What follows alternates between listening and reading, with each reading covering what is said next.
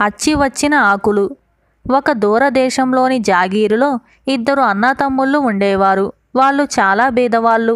వాళ్ళకొక పాత గుడిసె, కూరలు పెంచటానికి వీలైన చిన్న పెరడు, ధాన్యం పండించటానికి కొద్దిపాటి పొలము ఉండేవి. వాళ్ళు చాలా పెద్దవాళ్ళై కూడా వేర్లు పడి చెరొక దారి వెళ్ళిపోకుండా ఆ పాత గుడిసెలోనే ఉండి చెప్పులు కుట్టుకుంటూ మరమ్మత్తు చేస్తూ ఏదో విధంగా పొట్టపోసుకుంటూ వచ్చారు. కానీ ఇట్లా కూడా వాళ్లకు ఎంతో కాలం సాగలేదు. పట్నం నుంచి మరొక చెప్పులు కుట్టేవాడు వచ్చి వాళ్ళుండే ఊళ్ళోనే మంచి ఇల్లు ఏర్పాటు చేసుకొని ఈ అన్నతమ్ముళ్లకు పోటీగా వ్యాపారం మొదలుపెట్టాడు. అందరూ వాడి దగ్గరే తమ చెప్పులు బాగు చేయించుకొని వాడి పనితనాన్ని మెచ్చుకొని అన్నదమ్ముళ్ళ ముఖం చూడటం కూడా మానేశారు. ఇలా కష్టాలన్నీ కలిసి వస్తాయన్నట్టుగా ఆ ఏడే వాళ్ళ పొలం సరిగా పండలేదు. అసలే దారిద్ర్యంతో బాధపడే ఆ అన్నతమ్ముళ్ళు ఈ కారణంగా కటిక దరిద్రం వాతపడ్డారు. శీతాకాలం వచ్చింది. ఒక రాత్రి చలి మరీ తీవ్రంగా ఉన్నది. అందరూ భోగిమంట వేసుకుంటున్నారు. మనకు కట్టెలున్నా బాగుండును, భోగిమంట వేసుకుందుము అన్నాడు అన్న. మన ఇంటి ముందున్న మైదానంలో ఒకప్పుడు అడవి ఉండేది. దాన్ని జాగీరుదారు కొట్టించేశాడు. ఇప్పుడు కూడా లావుపాటి చెట్టు వేర్లు పైకి కనిపిస్తూనే ఉన్నాయి. మన ఇంటికి దగ్గరలోనే మూరెడు మందంగల వేరు సగం బయటికి వచ్చింది. దాన్ని తవ్వి తెచ్చి మనం భోగిమంట వేసుకుందాం అన్నాడు తమ్ముడు. ఇద్దరూ దీపం తీసుకొని మైదానం మీదకి వెళ్ళి తమ్ముడు చెప్పిన దొంగలాంటి వేరును తవ్వి తెచ్చి దానికి ఒక చివర నిప్పు అంటించారు. ఎన్నేళ్లుగానో ఎండిపోయిన ఆ దొంగ చక్కగా నిలిచి కాలసాగింది. అంతలోనే వాళ్లకు ఆ దొంగలో నుంచి కోయిల ఒకటి కుహూ కుహూ అని కోయటం వినపడి అమిత ఆశ్చర్యం కలిగింది. వాళ్ళు చూస్తుండగానే ఆ దొంగలో ఉన్న తొర్ర నుంచి ఒక కోయిల బయటికి వచ్చింది. ఇది చూసే వాళ్ళు ఆశ్చర్యపోతూ ఉంటే ఆ కోయిల వాళ్లతో, బాబుల్లారా, ఇదే ఋతువు అని అన్నది. ఋతువా? కార్తీక మాసం అన్నారు అన్నదమ్ముళ్ళు. ఈ తొర్రలో హాయిగా నిద్రపోతూ ఈ వేడికి కాబోలు వసంతకాలం వచ్చేసింది అని అనుకొని మేలుకొన్నాను. సంక్రాంతి వెళ్ళిందాకా నన్ను ఏ కంతలోనో పడుకోనిస్తారా? మీ రుణం ఉంచుకోను అన్నది కోయిల. నీ నిద్ర మా మూలంగానే కదా పాడైంది. నీ ఇష్టం వచ్చినన్నాళ్ళు మా ఇంట ఉండు అన్నారు అన్న తమ్ముళ్ళు. చూరులో వాళ్ళు దానికొక గూడు తయారు చేశారు. అది నెలల తరబడి అందులో పడుకొని నిద్రపోయి తిరిగి సంవత్సరాదికి లేచి కుహూ కుహూ అని అరిచింది. అది అన్నదమ్ముళ్లతో, ఇక నేను ప్రపంచమంతా సంచారం చేసి వసంతకాలం వచ్చిందని చాటించి రావాలి. తిరిగి వచ్చేటప్పుడు మీకు ఏమి బహుమానం తెమ్మంటారు అని అన్నది. అన్ని కష్టాలకు మూలం పేదరికం. మా పేదరికం తీరేటట్టు ఎక్కడైనా ఒక మంచి ముత్యం గాని రత్నం గాని దొరికితే తెచ్చి పెడుదు. ప్రపంచమంతా సంచారం చేసే నీకు ఆ మాత్రం తెలియకుండా ఉంటుందా అన్నాడు అన్న. ముత్యాలు రత్నాలు ఉండే చోటికి నేను పోను. అందుచేత వాటి గొడవ నాకు నిజంగా తెలియదు. నేను తిరిగే అరణ్యాలు, అడవులు లాంటి వాటిల్లో 2 విడ్డూరమైన చెట్లున్నాయి. ఒకదాని ఆకులు పండి రాలుతోనే బంగారపు ఆకులుగా మారిపోతాయి. పండి రాలేక అవి ఎత్తుకెత్తు మేలిమి బంగారమే. దానికి దగ్గరలోనే మరొక చెట్టుంది. దాని ఆకులు ఎప్పుడు ఆకుపచ్చగానే ఉంటాయి. కోసినా కూడా అవి వాడవు, ఎండవు, రంగు కూడా మారవు. ఆ ఆకు దగ్గర ఉంచుకున్న వాడికి ఎలాంటి చీకు చింత ఉండదు. ఈ ఆకుల్లో ఏది కావాలన్నా నేను తీసుకురాగలను అన్నది కోయిల. అయితే నాకు బంగారు ఆకు తీసుకురా అన్నాడు అన్న ఆత్రంగా. నాకు వాడని ఆకు తీసుకురా అన్నాడు తమ్ముడు. మరుక్షణమే కోయిల తుర్రుమని పారిపోయింది. దూరాన దాని కుహూ కుహూ అని ధ్వని వినిపించింది. తిరిగి వర్షాలు ఆరంభమయ్యేసరికి కోయిల తిరిగి వచ్చింది. దాని ముక్కులో 2 ఆకులున్నాయి. ఒకటి బంగారు ఆకు, రెండోది మామూలు ఆకు. బంగారు ఆకును అన్న, మామూలు ఆకును తమ్ముడు తీసుకున్నారు. మళ్ళీ వచ్చే ఏడు ఇదే సమయానికి ఇలాగే ఆకులు తెచ్చి ఇస్తాను అని చెప్పి కోయిల వెళ్ళిపోయింది. బంగారు ఆకు చేతికి వచ్చాక అన్నకు తమ్ముడి పైన చాలా రోత పుట్టింది. వీడింకేం బాగుపడతాడు, వీడిని శని పట్టాడు, అందుకే వెధవ ఆకు తెప్పించుకున్నాడు, వీడి శనే నాకు ఇంతకాలం అంటిందనుకుంటా అని అనుకొని అన్న తమ్ముడి నుంచి వేరుపడి తన చెప్పుల పని తాను చేసుకోవటం మొదలుపెట్టాడు. అన్న దగ్గర బంగారం చేరిందని తెలియగానే అంతకాలము అతన్ని పెళ్లాడటానికి ఒప్పుకోని మనిషి తనంతట తానే పెళ్లాడతానని వచ్చింది. పట్నపు చెప్పులు కుట్టేవాడు అన్నను తన పనిలో భాగస్వామిగా తీసుకున్నాడు. అన్న ఈ విధంగా బాగుపడితే తమ్ముడు పరిస్థితి మరింత అధ్వానమైంది. అతనికి ఇల్లు పెరడు మాత్రమే మిగిలింది. అతను చెప్పులు కుట్టే పని కూడా మాని పెరట్లో కూరలు పండిస్తూ మైదానం మధ్యగా ప్రవహించే వాగుగట్ల వెంబడి తిరిగే రకరకాల దుంపలు, కాయలు, ఆకులు ఏరుతూనే ఏదో విధంగా పొట్టపోసుకునేవాడు. అందరూ తనను చాలా హీనంగా చూస్తున్నారని కానీ, తాను ఎన్నడూ ఎరగనంత దారిద్ర్యం అనుభవిస్తున్నానని కానీ, తన అన్న కూడా తనను దూరమయ్యాడని కానీ అతనెన్నడూ బాధపడి ఎరుగడు. మీదు మిక్కిలి అతను తనకు జీవితంలో ఎలాంటి లోటు లేనట్టు కనపడేవాడు. ఇదంతా ఇట్లా ఉండగా ఆ ఊరు జాగీరుదారు రాజ్యసభలో తన ఉద్యోగం పోగొట్టుకొని మైదానం అవతలి చివరనున్న తన భవనానికి తిరిగి వచ్చాడు. ఉద్యోగం పోవటం ఒక్కటే కాదు, జాగీరుదారుకు శత్రువులు చాలా అవమానం కూడా కలిగించారు. రాజధానిలో తల ఎత్తుకు తిరగటానికి లేకుండా చేశారు. అందుచేత ఆయన తన జాగీరుకు తిరిగి వచ్చి అహోరాత్రులు అవమానంతో కుమిలిపోసాగాడు. ఒకనాడు జాగీరుదారు మైదానం మీద ఒంటరిగా పచారు చేస్తూ ఉండగా వాగు సమీపంలో అతనికి తమ్ముడు కనబడ్డాడు. ఇద్దరూ కాసేపు మాట్లాడుకున్నారు. అంతలోనే జాగీరుదారు మనస్సులో ఉన్న భారమంతా దిగిపోయినట్లయింది. ఆయన ఇంటికి తిరిగి వెళ్ళేసరికి ఆయన నౌకర్లు, భృత్యులు ఆయనను గుర్తించలేకపోయారు. ఆయన చాలా ఉత్సాహంలో ఉన్నాడు. నౌకర్లందరినీ పలకరించి చాలా సరదాగా కబుర్లు చెప్పాడు. వేటకు ప్రయత్నాలు చేశాడు. తన జాగీరులో ఉండే వాళ్ళందరికీ అప్పుడప్పుడు విందులు, వినోదాలు ఏర్పాటు చేశాడు. జాగీరుదారులో కలిగిన ఈ మార్పుకు కారణం తమ్ముడితో ఆయన మాట్లాడటమే అని ఊరంతా పొక్కిపోయింది. అతని గుడిసెకు ధనికులు, దరిద్రులు కూడా వచ్చి అతనితో మాట్లాడి తమ విచారాలన్నీ పోగొట్టుకొని తమ శక్తి కొద్దీ అతనికి కానుకలిచ్చి వెళ్ళిపోసాగారు. తమ్ముడి ఖ్యాతి రాజధానికి కూడా పాకింది. రాజుగారు అతన్ని తీసుకురమ్మని దూతలను పంపాడు. వాళ్ళు రాజుగారి వద్ద నుంచి వెలలేని బట్టలు, ఆభరణాలు కానుకగా తెచ్చి ఇచ్చి తమ్ముణ్ణి రాజధానికి ఆహ్వానించారు. అప్పటికీ కోయిల అతనికి 4 ఆకులు తెచ్చి ఇచ్చింది. తమ్ముడు వాటిని తన గొంగలి మధ్య ఉంచి ఆ గొంగలిని 2గా మడిచి కుట్టి దాన్ని భుజాన వేసుకొని రాజుగారి అతిథిగా వెళ్ళాడు. రాజుగారు తమ్ముణ్ణి పిలవటానికి కారణం ఉన్నది. రాజ్యమైతే సుభిక్షంగానే ఉన్నది. కానీ ప్రజలలో ధనాశ పెరిగిపోయింది. పెద్దవాళ్ళలో కూడా వంచన, మోసాలు బలిసిపోయాయి. రాజుగారికి రోజు అనేక వందల ఫిర్యాదులు వస్తున్నాయి. ఫిర్యాదులు చేసేది గొప్పవాళ్లే. గొప్పవాళ్ల మీదనే. రాజుగారు తన కొలువులో ఉన్న వారిలో ఒక్కడిని కూడా నమ్మలేకుండా ఉన్నాడు. రాజుగారి కుటుంబంలో కూడా శాంతి లేదు. దివానపు నౌకర్లందరూ దొంగలే. ఆ దొంగల వెనక రాజకుటుంబంలోని వారు ఎవరో ఒకరు ఉండటము, ఆ నౌకర్లను వెనక వేసుకొని తమలో తాము కీచుకులాడుకోవటము నిత్యకృత్యం అయిపోయింది. ఇలాంటి దుర్భర పరిస్థితిలో రాజు తమ్ముణ్ణి పిలిపించాడు. అతను రాజభవనంలోకి అడుగుపెట్టిన క్షణం నుంచి అందరి మధ్య తగాదాలు నిలిచిపోయాయి. స్నేహభావం పెరిగింది. రాజోద్యోగులు పరస్పరం ఆరోపణలు చేయటం మానేసి ఒకరినొకరు గౌరవించుకోసాగారు. రాజుగారు తమ్ముణ్ణి గురించి పుకారుగా విన్నది అక్షరాల నిజమైంది. అందుచేత రాజు అతన్ని తన భవనంలోనే ఉండనిచ్చి అతనితో రోజు చర్చాగోష్ఠులు జరుపుతూ వచ్చాడు. ఈ చర్చలలో మంత్రి, సామంతుల దగ్గర నుంచి అందరూ పాల్గొనేవారు. అతను ఎవరు అన్న ప్రశ్న ఇంతవరకు ఎవరికీ కలగలేదు. అందరూ అతనితో మాట్లాడాలని ఉత్సాహపడేవాళ్ళు. ఇప్పుడు తమ్ముడిలో చెప్పులు కుట్టేవాడి లక్షణాలేవీ లేవు.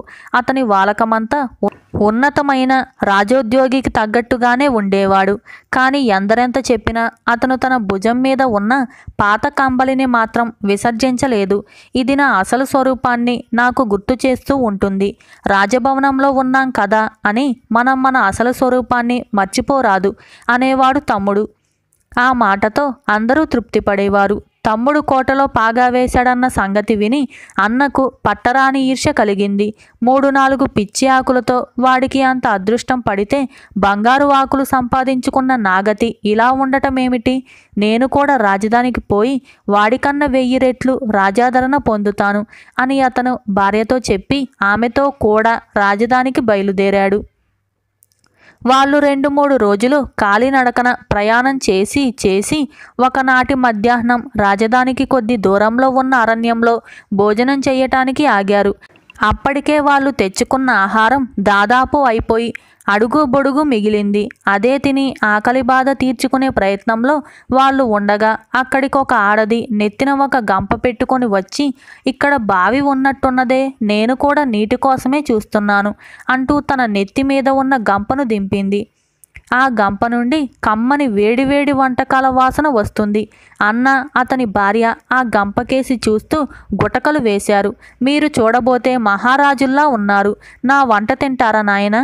తినేటట్టయితే కావలసినంత ఉన్నది అన్నదా గంప మనిషి. నువ్వు ఆప్యాయంగా ఇస్తానంటే తీసుకోవటానికి మాకు అభ్యంతరమేమీ లేదు. ఇచ్చేవాళ్ల కులం కన్నా మంచి మనస్సు ముఖ్యం అన్నాడు అన్న. ఆ ఆడమనిషి మంచి మంచి భక్ష్యాలు వాళ్ళిద్దరికీ పెట్టి గంప అడుగున ఉన్న దుత్తలో నుంచి పాయసం తీసి ఇద్దరికీ తాగటానికి ఇచ్చింది.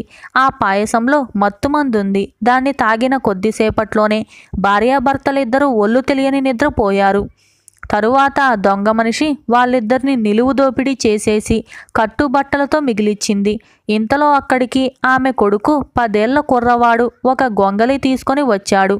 ఊళ్ళో ఏం దొరికిందిరా అని తల్లి కొడుకుని అడిగింది. ఏమీ లేదమ్మా, రాజుగారి ఇంటి పక్కగా అర్ధరాత్రి వేళ పోతుంటే మేడ కిటికీ నుంచి ఈ కంబలి పడింది. ఉత్త చేతులతో రావటం దేనికని దీన్ని తెచ్చా అన్నాడు కొడుకు.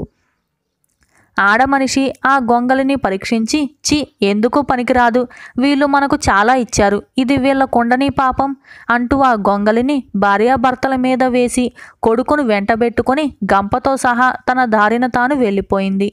ఆ గొంగలి తమ్ముడిదే. అతనికి రాజుగారు ఒక సేవకుణ్ణి నియమించాడు. వాడు చాలా రాజసం బలిసినవాడు. ఆ గొంగలిని మీద వేసుకునేవాడి వద్ద తాను నౌకరీ చేయటం వాడికి చాలా అవమానకరం అనిపించింది. అందుచేత ఒక అర్ధరాత్రి తమ్ముడు నిద్రపోయేటప్పుడు వాడా గొంగలిని కిటికీ గుండా వీధిలోకి గిరాటు వేశాడు. ఆ గిరాటు వేసిన గొంగలే ఆ చిన్నపిల్లవాడికి దొరికి తన తల్లికి తెచ్చి ఇచ్చాడు. అడవిలో అన్నకు అర్ధరాత్రి అయ్యేదాకా మెలకువ రాలేదు. అతను నిద్రలేచి చలివేస్తుండటం గమనించి తన మీద ఉన్న పాత కంబలిని కప్పుకొని తన భార్యను లేపాడు. తమ సొత్తంతా ఆడమనిషి కాజేసినట్లు వాళ్ళు తెలుసుకున్నారు. పోతే పోయిందిలే పాడు సొత్తు, మనం అసలు రాజధానికని ఎందుకు బయలుదేరాం? అర్థం లేని పని. ఈ అడవిలో చూడు ఎంత ఆనందంగా ఉందో. ఇక్కడే మనం ఒక చిన్న కుటీరం వేసుకొని ఉండిపోదాం అన్నాడు భార్యతో అన్న. ఈ మాటకు భార్య కూడా సమ్మతించింది. ఇది జరిగిన మర్నాడు తెల్లవారగానే రాజు తన ఉద్యోగులందరితో పాటు సభ వేసి తమ్ముణ్ణి పిలిపించాడు.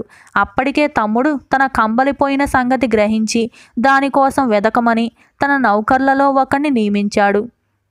అతను ఎన్నడూ లేని విధంగా ఈసారి నన్ను వీళ్ళెందుకు రమ్మంటున్నారు, నేనేం నేరం చేసి ఉంటాను అని భయపడసాగాడు. రాజుగారికి కూడా ఈ చెప్పులు కుట్టేవాణ్ణి ఇన్నాళ్లుగా నా ఇంట ఎందుకు ఉంచుకున్నాను అన్న ఆలోచన వచ్చింది. ఆయన తన సభికులను ఇదే ప్రశ్న వేస్తే వాళ్ళు ఒకరి మీద ఒకరు ఆరోపణలు చేయసాగారు. ఒక్క క్షణంలో సభ కొట్లాటగా మారింది. ఈ కొట్లాటల మధ్య రాజుగారు తమ్ముడికేసి చూసి, నువ్వేమిటి వినోదం చూస్తున్నావు, పో ముందు బయటికి అని గద్దించాడు. తమ్ముడు మారు మాట్లాడకుండా కట్టుకున్న బట్టలతోనే బయటికి నడిచాడు. అతనికి తన గుడిసె గుర్తొచ్చింది. అక్కడికి పోదామని బయలుదేరాడు. ఆయన సాయంకాలం దాకా నడిచి అరణ్యంలో అన్న ఆ పూటనే వేసుకున్న కుటీరానికి చేరాడు. అతనికి ఆకలి దహించుకుపోతుంది. ఆ కుటీరంలో ఎవరో వంట చేస్తున్నారు. ఇంత తిండి తనకు పెడతారన్న ఆశతో లోపలికి అడుగుపెట్టి లోపల గురకపెట్టి నిద్రపోతున్న తన అన్నను, అతని పక్కనే కుప్పగా పడి ఉన్న తన గొంగలిని చూశాడు. మరొక పక్క వంట చేస్తున్న అన్న భార్య తమ్ముణ్ణి, అతను ధరించిన విలువైన బట్టలను చూసి ఎవరో అధికారి అనుకొని ఆయన రోజల్లా ఇల్లు కట్టి అలసి నిద్రపోతున్నారు, లేపకండి, వంట అయిపోవచ్చింది, ఏకంగా అప్పుడే లేపవచ్చు అని చెప్పింది. తమ్ముడు తన కంబలి తీసుకొని మీద వేసుకున్నాడు. వెంటనే అతన్ని వేధించే ఆలోచనలన్నీ విచ్చిపోయాయి. వంట పూర్తి అయింది. అన్న లేచాడు. తమ్ముణ్ణి చూసి గుర్తించి, తమ్ముడు, రాజుగారి దగ్గర ఉన్నావని విన్నానే, వేటగ్గానే వచ్చావా ఏమిటి అని అడిగాడు. లేదన్నా, మనకు రాజుగారి వంటి వాళ్ళతో ఏం పని, మన పాత గుడిసెకు పోదామని బయలుదేరాను. నువ్వు మాత్రం ఈ అడవిలో ఎందుకు, మన ఇంటికే పోదాం పద, మన చెప్పులు కుట్టే పని మనం చూసుకుంటూ నిశ్చింతగా ఉందాం అన్నాడు తమ్ముడు. అది మంచి ఆలోచనే, తెల్లవారగానే పోదాం అన్నాడు అన్న. ఆ రాత్రికి అందరూ భోజనం చేసి ఆ కుటీరంలో పడుకొని మర్నాడు బయలుదేరి తమ పాత గుడిసెకు వెళ్ళి అక్కడ పూర్వంలాగే చెప్పులు కుట్టుకుంటూ కలిసి బతికారు. తమ్ముడు రాజుగారి అతిథిగా చాలా కాలం ఉండి వచ్చాడని తెలిసి ఊళ్ళో వాళ్ళు వాళ్ళను చాలా ఆదరణతో చూడసాగారు. ఇలా అచ్చి వచ్చిన ఆకులు అనే ఈ కథ సమాప్తమైంది. చిలుక జోస్యం. ఒక ఊళ్ళో పొన్నయ్య అనే బేదకాపు ఉండేవాడు.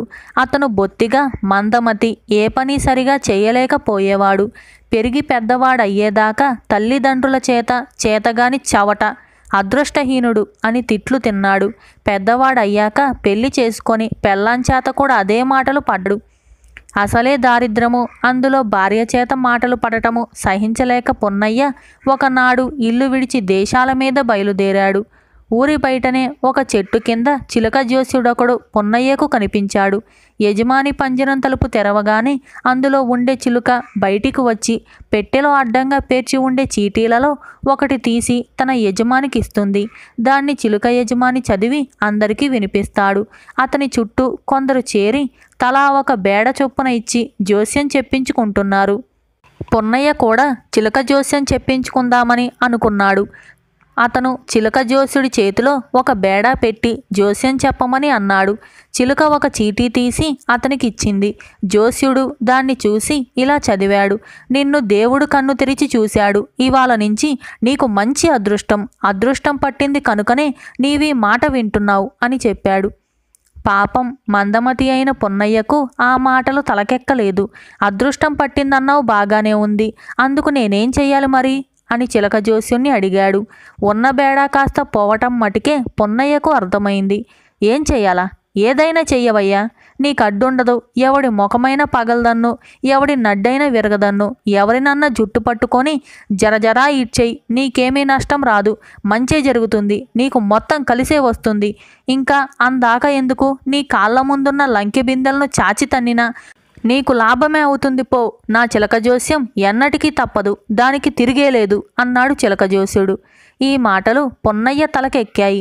అతను ముందుకు సాగి కొద్దిసేపట్లో ఒక చెరువుగట్టు మీదకి వచ్చాడు. చెరువుగట్టు మీద ఎవరో తల్లిదండ్రులు కూర్చొని అక్కడ ఉన్నారు. తండ్రి దుర్భరమైన పంటిపోటుతో బాధపడుతూ అమ్మా అబ్బా అని మూలుగుతున్నాడు. పొన్నయ్య ఆ మనిషిని చూడగానే పిడికిలి బిగించి మోతిమీద బలం కొద్దీ కొట్టాడు. ఎవడో ముక్కో ముఖమో తెలియనివాడు వచ్చి అకారణంగా తన తండ్రిని అలా కొట్టేసరికి కొడుక్కు ఎక్కడా లేని కోపం వచ్చింది.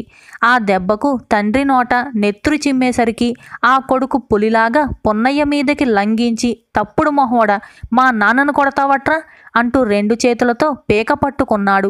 అదృష్టం కలిసి రావాలి అని పొన్నయ్య గట్టిగా అరిచాడు.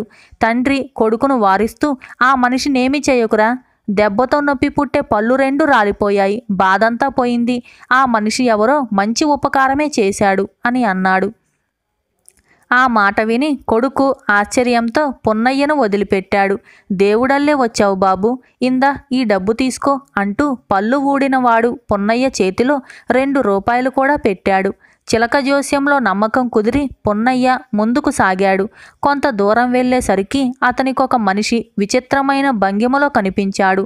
ఆ మనిషి నడ్డి నొప్పితో మెలితిరిగి చాలా బాధతో ఉన్నాడు. ఆ మనిషి ముఖం అవతలి పక్క తిరిగి ఉన్నది. పొన్నయ్య వెనక నుంచి ఆ మనిషిని సమీపించి చిలక జోస్యుడు చెప్పిన ప్రకారం కాలు చాచి ఆ మనిషి నడ్డి మీద బలం కొద్దీ తన్నాడు. ఆ తోపుకు ఆ మనిషి అంతెత్తు ఎగిరిపడి ఎవడ్రా నువ్వు అంటూ భీకరంగా పొన్నయ్య మీదికి వచ్చాడు. పొన్నయ్య భయపడి అదృష్టం కలిసి రావాలి అని గట్టిగా కేకపెట్టాడు. అతన్ని చావగొట్టటానికి చెయ్యి ఎత్తిన ఆ మనిషి ముఖాన కోపం పోయి ఆశ్చర్యం కలిగింది. తన నడ్డి నొప్పి కాస్త తీసేసినట్టు పోయిందని అతను తెలుసుకున్నాడు. అయ్యా, ఈ నడ్డి నొప్పితో యమ యాతన పడుతున్నాను, ఎన్ని మందులకైనా కానీ ఇది లొంగటమే లేదు, నీ తన్నుతో పోయింది చూడు, నిటారుగా నిలబడగలిగాను, నిన్ను నిజంగా దేవుడే పంపాడు, ఇదిగో ఈ 10 రూపాయలు ఉంచుకో అంటూ ఆ మనిషి పొన్నయ్యకు డబ్బిచ్చాడు. పొన్నయ్య మరింత ఉత్సాహంతో ఇంకా ముందుకు వెళ్ళాడు. ఒక ఇంట పెళ్లి అవుతుంది. ఇంటి బయట చిన్న పందిరి కింద భజంత్రీలు మేళం చేస్తున్నారు. పొన్నయ్య వాళ్లను సమీపించి సన్నాయి వాయించేవాడిని జుట్టు పట్టుకొని జరజరా యువతలకి ఇచ్చాడు. అది చూసి రెండో సన్నాయి వాడు, శృతి పెట్టేవాడు, డోలు వాయించేవాడు, తాళం వేసేవాడు పొన్నయ్య పిచ్చివాడు అనుకొని తమ మనిషిని రక్షించటానికని యువతలకి వచ్చారు. ఆ మరుక్షణమే వారు కూర్చున్న పందిరి కాస్త కూలిపోయింది.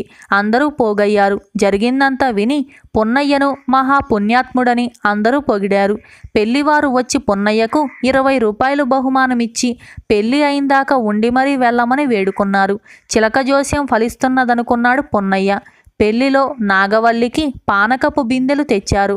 పొన్నయ్య లోపలికి వెళుతూ తన కాలికి సమీపంలో పానకం ఉన్న వెండి బిందెను చూశాడు. ఏదో బిందెను తన్నమని చిలక జోస్యుడు చెప్పిన మాట జ్ఞాపకం వచ్చి పొన్నయ్య ఆ బిందెను కాలితో ఒక్క తన్ను తన్నాడు. బిందె దొర్లి బోర్లపడి పానకమంతా నేలపాలైంది. అది చూసిన వాళ్ళందరికీ పొన్నయ్య మీద పట్టరాని ఆగ్రహం వచ్చింది. అందరూ అతన్ని నానా తిట్లు తిట్టసాగారు. చూస్తారేం తన్ని అవతలికి గంటక అని కొందరు ఉడుకు రక్తం వాళ్ళు కేకేశారు. అదృష్టం కలిసి రావాలి అని పొన్నయ్య ఆక్రోశించాడు.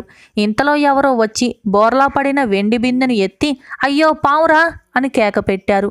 అది బతికున్న పాము కాదు, చచ్చిపోయింది. అది పానకంలో ఉండాలి. ఇక ఇదంతా జరిగాక పొన్నయ్యను మెచ్చుకోని వారంటూ లేరు. అతనికి బ్రహ్మరథం పట్టేసి పరమశివుడే ఆ రూపంలో వేంచేశాడని అన్నారు. చిన్న పెద్ద అతని కాళ్లకు మొక్కారు. 2 పక్షాల వాళ్ళు అతనికి బట్టలు పెట్టి బంగారం చదివించి ఇంటి దగ్గర ఉన్న పార్వతీదేవికి అంటే పొన్నయ్య భార్యకు పెద్ద సారె తయారు చేసి పొన్నయ్య వద్దంటున్నా వినకుండా మేనా కట్టించి అందులో అతన్ని ఇంటికి పంపేశారు. తన భర్త మహారాజులాగా ఇంటికి తిరిగి రావటం చూసి అతని భార్య ఆశ్చర్యపోయింది. తన కోసం అతను తెచ్చిన జరీ చీరలు, పట్టు చీరలు, బంగారు కాసులు అవి చూసి ఆమె మహా మురిసిపోయి ఇవన్నీ ఎలా సంపాదించావు అని అడిగింది. పొన్నయ్య తన భార్యకు జరిగిందంతా చెప్పి ఆ పెళ్లి వాళ్ళు నన్ను బలవంతాన ఇంటికి పంపారు, కానీ లేకపోతే నేనిప్పుడే రాకపోదును. ఇంకా ఎంతమంది మోకాలు పగలగొట్టి ఉందును, ఎంతమంది నడ్డి విరగ్గొట్టి ఉందును, ఎంతమందినో పిలక పట్టుకొని ఈడ్చి ఉందును, ఎన్ని బిందెలనో తన్నేసి ఉందును అన్నాడు ధీమాగా. అదృష్టం కలిసి వచ్చిన మొగుడికి తెలివితేటలు పెరగలేదని గ్రహించి పొన్నయ్య భార్య ఈ కలిసి వచ్చిన అదృష్టం చాలే, ఇంటి పట్టున పడి ఉండు అని చెప్పింది. అయినా పొన్నయ్యకు చిలక జోస్యం మీద గురి ఏమాత్రం తగ్గలేదు. అందుచేత అతను భార్యతో చెప్పకుండా మరొకసారి ఇల్లు విడిచి బయలుదేరాడు. చీకటి పడే వేళకు ఒక చిన్న గ్రామం వచ్చింది. ఆ రాత్రి అక్కడ సత్రంలో ఒక స్వాముల వారు తన భక్తులకు తత్వబోధ చేస్తూ ఉన్నాడు. పొన్నయ్య అక్కడికి చేరుకున్న తరువాత ఆ స్వాముల వారి ముఖం పగలగొట్టాలని అనిపించింది. అతను జనం మధ్యగా స్వాముల వారిని సమీపించి ఆయన ముఖం మీద బలంగా గుద్దాడు. స్వాముల వారి నోట నుంచి రక్తం కారింది. చుట్టూ కూర్చొని ఉన్న వాళ్ళు పొన్నయ్యను గట్టిగా పట్టుకొని సున్నంలోకి ఎముక మిగలకుండా చితక తన్నారు. అదృష్టం కలిసి రావాలి అని పొన్నయ్య ఎంత మొత్తుకున్నా లాభం లేకపోయింది. మూఢుడు, వాణ్ణెందుకు హింసిస్తారు, వదిలిపెట్టండి, ఇలాంటి మూర్ఖుల్ని మనమేం చేయలేం అని స్వాముల వారు తన భక్తులను నివారించకపోతే ఆ రోజు పొన్నయ్య ప్రాణాలు దక్కేవే కావు. చావు తప్పి కన్ను లొట్టపోయి పొన్నయ్య చిలక జోస్యుణ్ణి తిట్టుకుంటూ ఇంటికి చేరుకొని తన భార్యతో జరిగిందంతా చెప్పాడు. నేను వెళ్ళవద్దంటే విన్నావా? అదృష్టం ఎప్పుడు కలిసి వస్తుందా ఏంటి? వచ్చిన అదృష్టాన్ని దక్కించుకోవాలి కానీ అన్నది పొన్నయ్య భార్య. అటు తర్వాత పొన్నయ్య తన భార్య చెప్పినట్టే నడుచుకుంటూ సుఖంగా జీవించాడు. అదృష్టం అనేది ఎప్పుడు కలిసి వస్తుందో ఎప్పుడు పోతుందో ఎవరని చెప్పలేము. పొన్నయ్య విషయంలో జరిగింది కూడా అదే. అతని భార్య ఎంత వద్దంటున్నా వినకుండా మరొకసారి తన అదృష్టాన్ని పరీక్షించుకుందామని వెళ్ళాడు. కానీ ఏమైంది? దురదృష్టమే అతని వెంట వచ్చింది. ఆనాడు పొన్నయ్య తెచ్చిన డబ్బు వల్ల వారి కుటుంబం ఎంతో కాలం సుఖ సంతోషాలతో జీవించింది. ఆ తరువాత అతను చక్కగా పొలం పని చేసుకుంటూ ఇంటి పట్టునే ఉండి ఎంతో ధనం ఆర్జించాడు. ఈ చిలక జోస్యం అనే కథను రచించిన వారు వి కేశవరావు గారు. టింటా కరాళుడు. ఉజ్జయిని నగరంలో టింటా కరాళుడు అనే ఒక విచిత్ర వ్యక్తి ఉండేవాడు. అతను రోజల్లా జోదాలాడించేవాడు. గెలిచిన వాళ్ళు అతనికి నూరేసి గవ్వలిచ్చేవాళ్ళు. సాయంకాలం వేళ అతను ఆ డబ్బు తీసుకుపోయి బజారులో ఇంత గోధుమ పిండి కొనుక్కొని కుండ పెంకులో కాసిని నీళ్లు తెచ్చుకొని దానితో పిండి కలిపి రొట్టెలు తయారు చేసేవాడు. తరువాత అతను ఆ రొట్టెలను తీసుకొని శ్మశానానికి వెళ్ళి చితిమంటలలో వాటిని కాల్చుకొని వాటిని తీసుకొని మహాకాలుడి ఆలయానికి వెళ్ళి అక్కడి దీపారాధన నెయ్యి తన రొట్టెలకు పూసుకొని తినేసి ఆ దేవుడి గుడి ముందే నేలపైన పడుకొని నిద్రపోయేవాడు.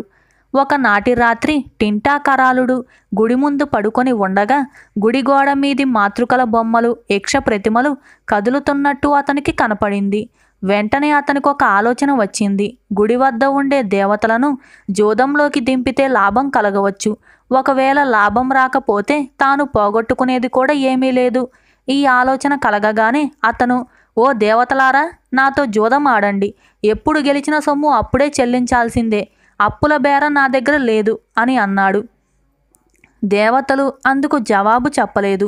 జోదగాళ్ల కట్టుబాటు ఏమిటంటే అవతలివాడు పందెం కాచి పాచికలు వెయ్యబోయేటప్పుడు తాము ఆటలోకి రామని చెప్పకపోతే వాళ్ళు ఆటలో ఉన్నట్టే, ఆటకు ఒప్పుకున్నట్టే. టింటాకరాలుడు పందెం చెప్పి పాచికలు వేశాడు. దేవతలు వద్దని అతన్ని నివారించలేదు. టింటాకరాలుడు దేవతల నుంచి విస్తారంగా బంగారం గెలుచుకున్నాడు. ఇలా ఆడగా ఆడగా చివరికి అతను, నేను గెలిచిన బంగారం అంతా నాకు ఇచ్చేయండి అని అన్నాడు. దానికి కూడా దేవతలు జవాబివ్వలేదు. జోదంలో ఓడిపోయి డబ్బివ్వక మాట్లాడకుండా ఊరుకున్న వారిని రంపాలతో కొయ్యటం రివాజు. అందుచేత టింటాకరాలుడు దేవతలను కొయ్యటానికి ఒక రంపం పట్టుకొచ్చాడు. దాన్ని చూసి దేవతలు అతనికి తాము ఓడిపోయిన ధనమంతా ఇచ్చేశారు. అది మొదలు టింటాకరాలుడు ప్రతి రాత్రి మాతృదేవతలతో జూదమాడి బంగారం గెలుచుకోసాగాడు. ఇది ఇలా ఎంతకాలం జరుగుతుందోనన్న దిగులు మాతృదేవతలకు పట్టుకుంది. అది చూసి చాముండీదేవి వాళ్లతో, వాడు పందెం పెట్టి జూదానికి పిలిచినప్పుడు మేము తప్పుకుంటున్నామని చెబితే మీరు ఆటలో లేనట్టే. ఈసారి వాడితో ఆ మాట చెప్పండి అని అన్నది. టింటాకరాలుడు వచ్చి జోదానికి రమ్మని పిలవగానే గుడి మీద ఉండే దేవతలందరూ మేము తప్పుకుంటున్నాం అని అనేశారు. దానితో అతని ఆట కట్టయింది. అతను తిన్నగా మహాకాలుడి వద్దకే వెళ్ళి ఆ దేవుణ్ణి ఆటకు పిలిచాడు. నేను తప్పుకుంటున్నాను అన్నాడు మహాకాలుడు కూడా. వెంటనే టింటాకరాలుడు దేవుడి కాళ్ళు రెండు పట్టుకొని, స్వామి, నా దురదృష్టం మూలాన నీవు కూడా లోబి అయిపోయావా? 3 లోకాలు భరించగలవు కానీ నా వంటి దరిద్రుణ్ణి భరించలేవా? నీతో మాట్లాడిన నేను మళ్ళీ జూదరులతో ఏమని మాట్లాడను?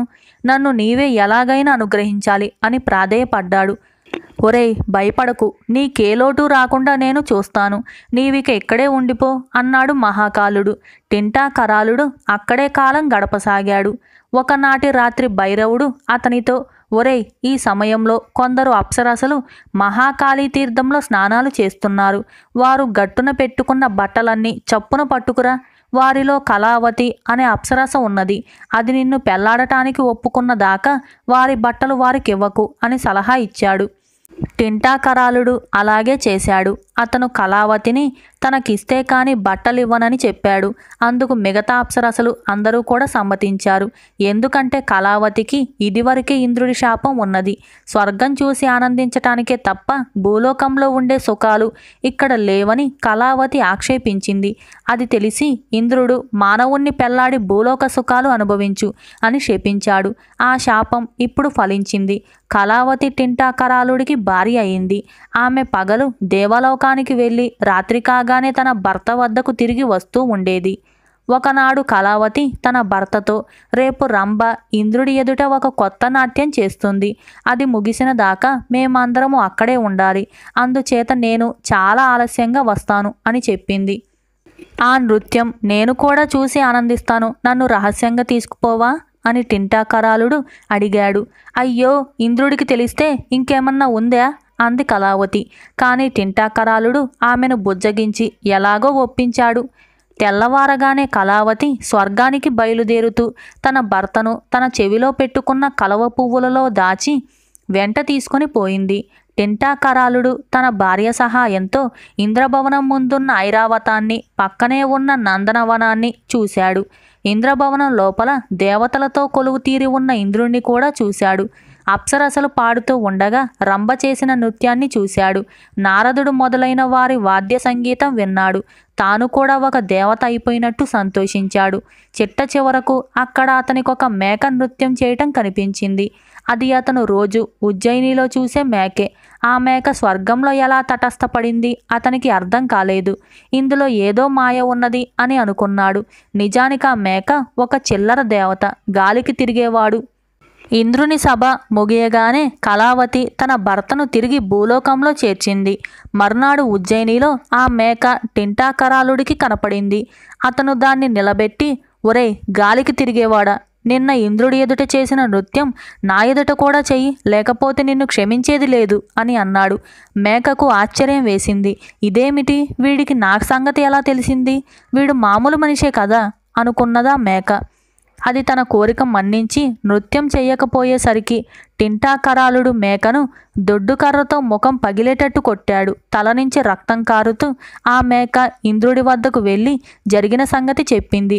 ఇంద్రుడు దివ్య దృష్టితో జరిగింది గ్రహించి కళావతిని పిలిపించి, నీవు మనుష్యమాతృణ్ణి స్వర్గానికి తెచ్చినందుకు శిక్షగా నాగపురంలో నరసింహరాజు కట్టించే దేవాలయం మీది సాలబంజికలో నివసించు అని శపించాడు. కళావతి, ఆమె తల్లి అలంబుష ఇంద్రుడి కాళ్లపైన పడి అనుగ్రహించమని వేడుకున్నారు. ఇంద్రుడు కనికరించి, ఆ ఆలయం నేలమట్టమైనప్పుడు నీకు శాప విముక్తి కలుగుతుంది అని కళావతితో చెప్పాడు. ఆమె తన భర్త వద్దకు వచ్చి తనకు ఇంద్రుడిచ్చిన శాపం గురించి చెప్పి తన దివ్యాభరణాలన్నీ ఊడ్చి భర్తకిచ్చి శాపం అనుభవించటానికి నాగపురం వెళ్ళి అక్కడి గుడిలో మూలస్తంభానికి ఉన్న సాలబంజికలో ప్రవేశించింది. టింటాకరాలుడు భార్య వియోగంతో చాలా బాధపడ్డాడు. తాను బుద్ధిహీనుడై నోరు జారటం చేతనే తన భార్య శాపం పొందటం తలుచుకొని తన్ను తాను తిట్టుకున్నాడు. చిట్ట చివరకు విచారించి ఇక లాభం లేదని కళావతి శాపం సాధ్యమైనంత త్వరగా ముగిసే మార్గం చూడాలని అతను నిశ్చయించుకున్నాడు. అతను మునివేషం వేసుకొని నాగపురానికి వెళ్ళి నగరం చుట్టూ ఉన్న అడవిలో 4 దిక్కుల 4 కలశాలలో కళావతి నగలు కొంచెం కొంచెంగా ఉంచి గుర్తుగా పాతిపెట్టి రత్నాలతో నిండిన 5వ కలశాన్ని అర్ధరాత్రి వేళ ఆలయం ముందు పాతిపెట్టాడు. ఆ తరువాత అతను నది ఒడ్డున చిన్న పర్ణశాల వేసుకొని దొంగ తపస్సు ప్రారంభించాడు. ఊళ్ళో వాళ్ళు ఈ దొంగమునిని చూసి ఎవరో మహాతపస్వి అనుకున్నారు. అతని సంగతి రాజుగారి దాకా వెళ్ళింది. ఆయన అతన్ని పిలిపించాడు. కానీ టింటాకరాలుడు వెళ్ళలేదు. అప్పుడు రాజు తానే బయలుదేరి దొంగముని ఉండే పర్ణశాలకు వచ్చాడు. సాయంకాలం దాకా ఇద్దరు మాట్లాడుకున్నారు. రాజు ఇంటికి పోవటానికి బయలుదేరుతూ ఉండగా దూరాన అరణ్యంలో నుంచి ఒక నక్క కూసింది. ఆ కూత వింటూనే దొంగముని నవ్వాడు. ఎందుకు నవ్వుతున్నావు అని రాజు అడిగితే, నీకు సంబంధించిన విషయం కాదులే అన్నాడు. కానీ రాజు నిర్బంధం చేసి అతని నవ్వుకు కారణం అడిగాడు. మరేమీ లేదు, తూర్పు పక్క అరణ్యంలో రత్నాభరణాలు గల కలశం పాతిపెట్టి ఉన్నదట. నన్ను తీసుకోమని నక్క హెచ్చరిస్తుంది. నాకు నక్క భాష తెలుసునుగా అన్నాడు దొంగముని. నక్క మాట నిజమో కాదో చూడాలని రాజుకు కుతూహలం కలిగింది. ఆయన దొంగమునిని వెంటబెట్టుకొని వెళ్ళి అతను చెప్పిన చోట తవ్వించేసరికి కలశం దొరికింది. అందులోని నగలన్నింటినీ ముని రాజుకిచ్చేశాడు. టింటాకరాలుడు రాజుకు మిగిలిన దిక్కులలో తాను పాతిపెట్టిన కలశాలు కూడా ఇదే విధంగా దొరికేటట్టు చేశాడు. రాజే కాక రాజభవనంలో ఉన్న ప్రతి ఒక్కరూ దొంగమునికి దాసానుదాసులయ్యారు. ఒకరోజు రాజు మునిని దేవాలయానికి ఆహ్వానించి వెంటబెట్టుకుపోయాడు.